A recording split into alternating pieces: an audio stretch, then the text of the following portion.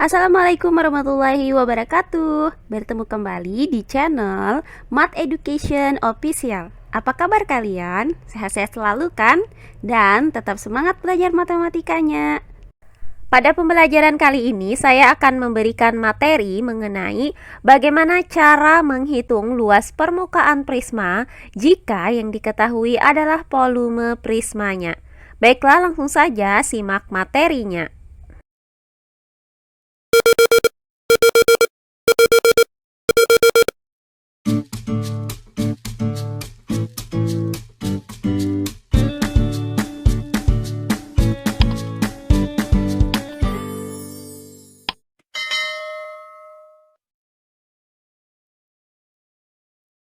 Materi pembelajaran kita kali ini adalah menghitung luas permukaan prisma jika diketahui volume prismanya. Langsung saja ke contoh soalnya. Alas sebuah prisma itu berbentuk segitiga siku-siku dengan panjang salah satu sisi siku-sikunya 30 cm, volume prisma 30.000 cm3, dan tinggi prisma 50 cm. Tentukan luas permukaan prisma tersebut. Baiklah, untuk penyelesaiannya adalah sebagai berikut. Nah, diketahui bahwa terdapat sebuah prisma yang alasnya itu berbentuk segitiga siku-siku seperti yang tampak pada gambar berikut ini. Nah, panjang sisi siku-sikunya itu adalah 30 cm. Kita misalkan sisi siku-sikunya itu berada di sini. Nah, kemudian tinggi prismanya adalah 50 cm dan volume prisma ini adalah 30.000 cm3. Nah, yang ditanyakan dari soal ini adalah luas permukaan prismanya. Karena yang diketahui itu adalah volume prisma, maka akan kita gunakan rumus untuk menghitung volume prisma tegak segitiga. Nah, adapun rumus menghitung volume tersebut adalah volume prisma sama dengan luas alas dikali tinggi prisma. Nah, karena luas alasnya ini belum diketahui, maka akan kita cari terlebih dahulu berapakah luas alas ini berdasarkan rumus volume prisma ini. Nah, selanjutnya, karena yang ditanyakan dari soal ini adalah luas permukaan prisma, maka akan kita gunakan rumus menghitung luas permukaan prisma tegak segitiga, yaitu luas permukaan sama dengan 2 kali luas alas ditambah keliling alas dikali tinggi prisma. Nah, karena nanti luas alasnya itu bisa kita dapatkan dari volume prisma ini, maka dari luas alas ini akan kita tentukan pula keliling alasnya. Nah, selanjutnya, jika luas alas dan keliling alasnya sudah diketahui, maka tinggal kita hitung berapakah luas permukaan prisma tegak segitiga ini. Sehingga langkah pertama yang akan kita lakukan adalah menghitung luas alas prisma tegak segitiga. Nah, karena diketahui itu adalah volume prisma, maka dari rumus volume prisma ini dapat kita tentukan luas alas dari prisma tegak segitiga ini. Nah, adapun rumus untuk menghitung volume prisma tegak segitiga ini adalah volume prisma sama dengan luas alas dikali tinggi prisma. Selanjutnya tinggal kita substitusikan nilai dari volume prisma yaitu 30.000 cm3 dan tinggi prismanya yaitu 50 cm ke dalam rumus volume prisma ini. Maka volume prisma yaitu 30.000 cm3 itu sama dengan luas alas prisma. Nah, untuk luas alas ini tetap kita tuliskan dengan luas alas karena yang akan kita cari itu adalah luas alasnya. Kemudian dikali dengan tinggi prisma yaitu 50 cm. Sehingga didapat persamaan 30.000 cm3 sama dengan luas alas dikali 50 cm. Selanjutnya, karena kita mau mencari luas alas, maka kita pindahkan 50 cm ini ke ruas kiri dengan cara membagi kedua ruas dengan 50 cm. Sehingga diperoleh luas alas itu sama dengan 30.000 cm kubik per 50 cm. Nah, hasil dari 30.000 cm kubik dibagi dengan 50 cm adalah 600 cm persegi. Maka luas alas itu sama dengan 600 cm persegi. Nah, dari uraian ini dapat kita simpulkan bahwa luas alas prisma tegak segitiga ini adalah 600 cm persegi. Nah, setelah kita menemukan luas alas prisma tegak segitiga, maka langkah yang kedua akan kita hitung keliling alas prisma tegak segitiga ini. Nah, karena alasnya itu berbentuk segitiga siku-siku dengan panjang salah satu sisi siku-sikunya adalah 30 cm, maka keliling alas prisma ini sama dengan keliling segitiga, yaitu jumlah dari ketiga buah sisi-sisi segitiganya.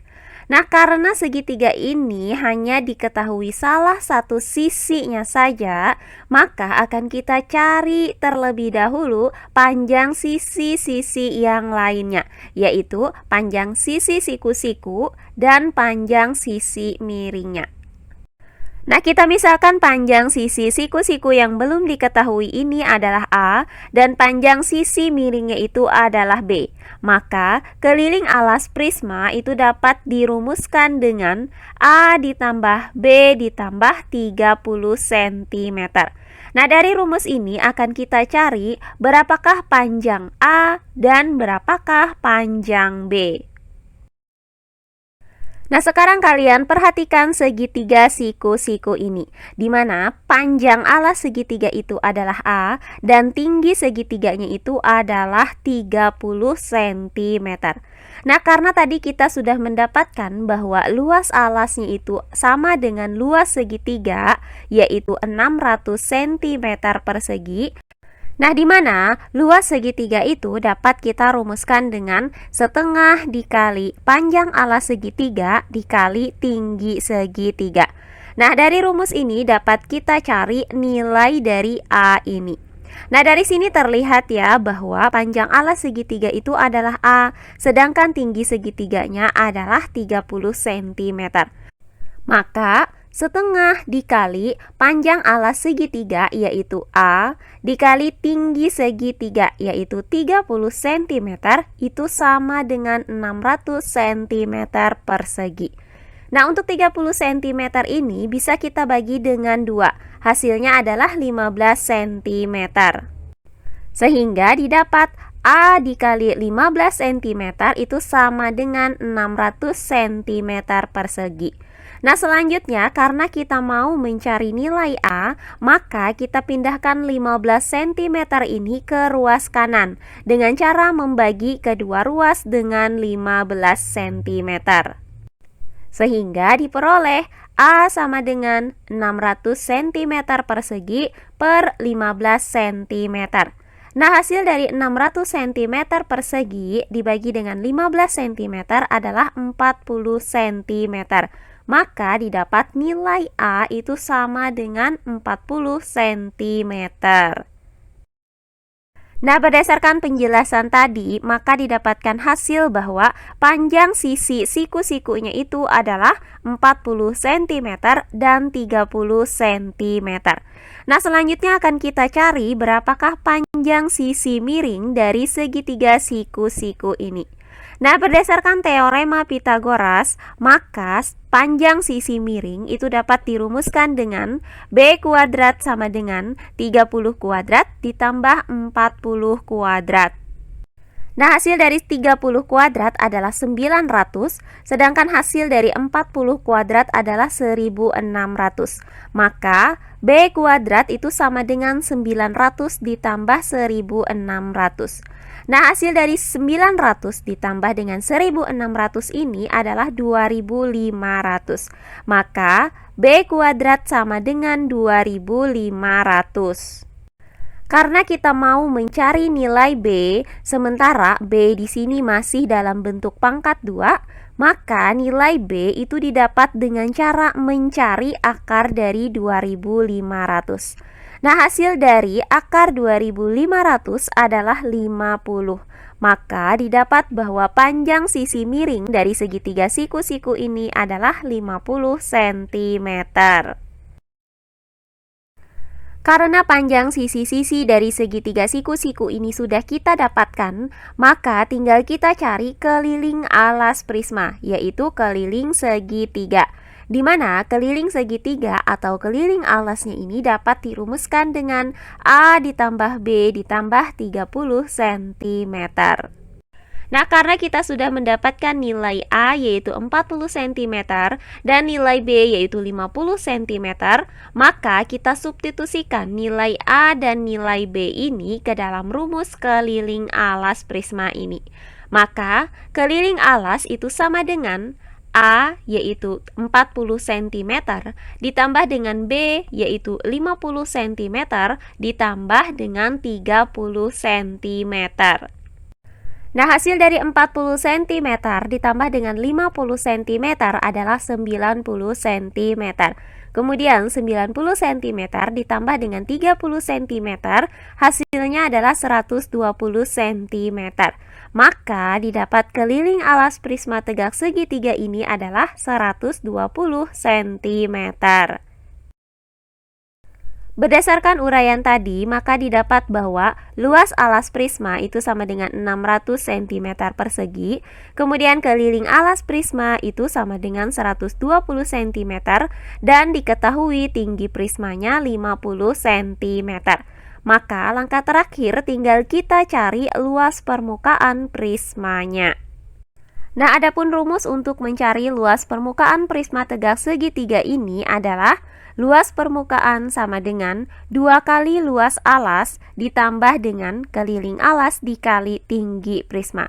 Nah, selanjutnya tinggal kita substitusikan nilai dari luas alas yaitu 600 cm persegi, kemudian keliling alas yaitu 120 cm, dan tinggi prisma yaitu 50 cm ke dalam rumus ini.